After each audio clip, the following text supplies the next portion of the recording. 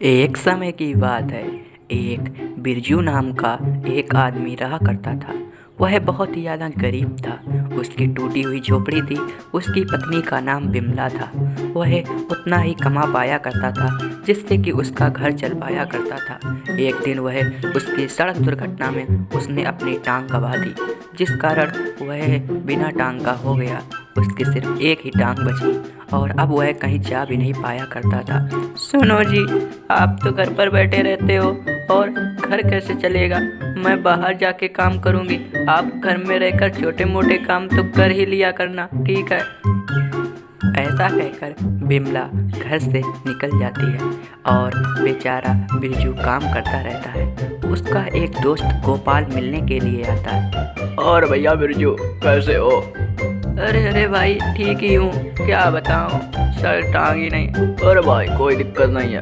वैसे मैं तुमको एक बात बताना चाहता हूँ। हाँ हाँ भाई, बोलो क्या बात है। और वैसे भी बड़े दिन बाद मिलना हुआ। मैं तो घर पे अकेले ही बैठा रहता हूँ, तुम आ जाया करो मेरे साथ, आराम से मज़ा लेंगे। अरे अरे भाई वो तो बात ठीक है।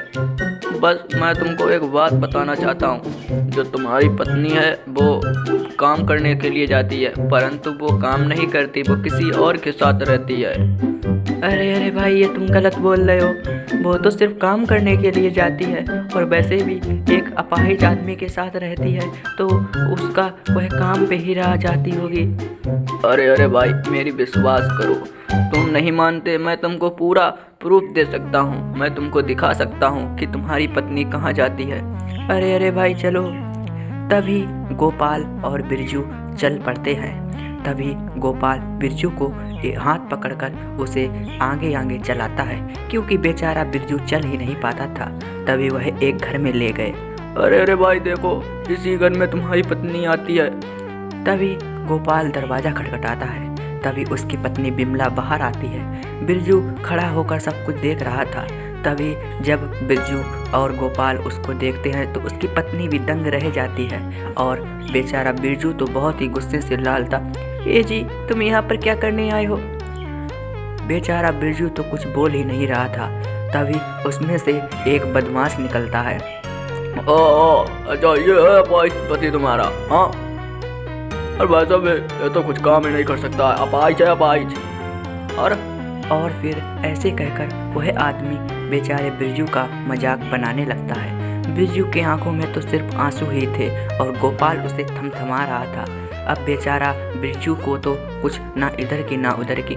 सुनो जी, मैं तुम्हारे साथ नहीं रह पाऊंगी, अपाहिज व्यक्ति हो, तुम कुछ करते करते तो हो नहीं, घर कैसे चलाऊंगी? मैं नहीं रहूंगी, मैं तो अब इसी आदमी के साथ रहूंगी।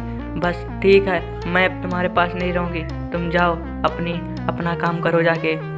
बेचारा बिरजू की तो बुरी हालत में उसकी पत्नी भी ढील देती है, परंतु उसका सच्चा मित्र गोपाल नहीं ढीलता है। तभी बिरजू घर आता है। अरे अरे भाई, मैंने सोचा था कि मेरी पत्नी घर पे आएगी, थकी हुई होगी, तो उसको समोसे खिला दूंगा। अब वो तो ऐसी निकली, अब मैं क्या करूं? ना मैं इधर का रहा ना उधर का, और कुछ खाने को भी नहीं रह गया है। घर में तो पैसे भी नहीं है, मैं कैसे ज़िंदगी अपनी व्यतीत करूंगा? लगता है मैं ही एक बदनसीब आदमी हूँ। अरे अरे भाई ऐसा मत कहो, मैं तुम्हारा साथ देता हूँ ना। अब मैं तुम्हारी हमेशा मित्रता किया करूँगा, ठीक है? अरे अरे भाई, अब मेरी एक बात सुनो, तुम ये समोसे खा लो। मैंने सोचा था पत्नी खाएगी, पर अब तुम ही मेरे दोस्त हो तो अब तुम ही खाओ।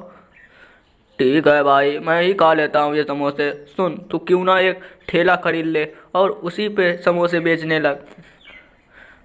अरे अरे भाई, पर पैसे नहीं हैं, ये इतने पैसे कहाँ से आएंगे जिससे ठेला खरीदें? अरे अरे भाई, मैं तेरी मदद करूँगा, मैं समोसे बेचूंगा, तू घर पे बनाया करना, ठीक है? अरे अरे भाई, बात तो वैसे तेरी ठीक है। हाँ चल, कल से ही हम काम पूरा स्टार्ट कर देंगे।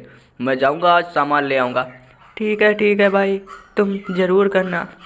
दूसरी ओर उसकी पत्नी ने धोखा दिया, परंतु बिरजू को दूसरी ओर एक सच्चा पक्का मित्र मिल गया जिससे कि वह अपना गुजारा कर सकता था।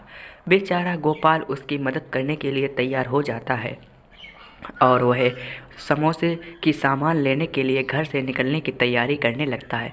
अब वह दोनों एक समोसे की दुकान लगाना चाहते थे, जिसमें बिरजू घर पर समोसा बनाया करेगा और गोपाल बाहर जाके बेचेगा। अब यह बात तो गोपाल और बिरजू को भी बहुत ही अच्छी लगी। बिरजू भी बहुत ही ज़्यादा खुश हो जाता है। तभी दूसरी ओर गोपाल वहाँ से समोसे की सामान लेने के लिए निकल पड़ता है और वह दुकान पर जाकर पूरी समोसे बनाने की सामग्री को ले आता है। उधर दूसरी ओर गोपाल पूरी सामग्री को लेकर घर आता है। तभी जैसे ही वह घर पहुंचता है तो प्रातःकाल होते ही बिरजू दूसरी तरफ समोसे बनाने लगता है। बिरजू बहुत ही स्वादिष्ट समोसे बनाया करता था और गोपाल उन्हें ले जाकर दूसरे गांव और अपने गांव में समोसे बेचने लगता है।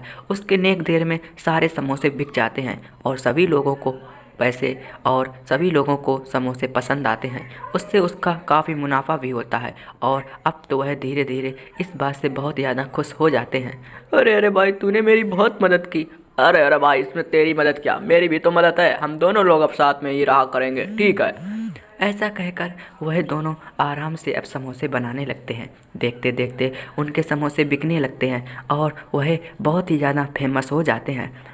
ए जी, मैं तुम्हारे साथ नहीं रहूंगी, मुझे पैसे दो अभी 10,000। अरे अरे, कल तो तेरे को 4,000 पैसे दिए थे, तू आज फिर से मांगने लगी? हाँ।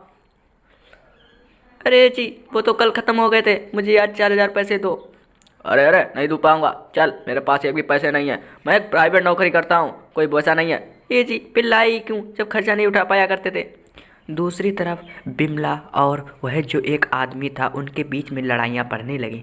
देखते ही देखते वह दोनों आपस में बहुत ही ज़्यादा लड़ने और झगड़ने लगे। दूसरी तरफ बिमला और वह आदमी बहुत ही ज़्यादा लड़ाई करने लगते हैं। वह आदमी तो अब लड़ाई से तंग आ चुका था, वह घर से भी निकल जाता, परंतु अब उनके बीच में ज़्यादा ही लड़ाइयाँ होने लगीं, जिस कारण वह लोग बहुत ही ज़्यादा दुखी रहने लगे। दूसरी तरफ बिमला के पति, जो पहले पति था, बिरजू और गोपाल बहुत ही चैन से रहने लगते हैं। आगे की कहानी देखने के लिए सब्सक्राइब करें और देखते रहें हिंदी कहानियाँ।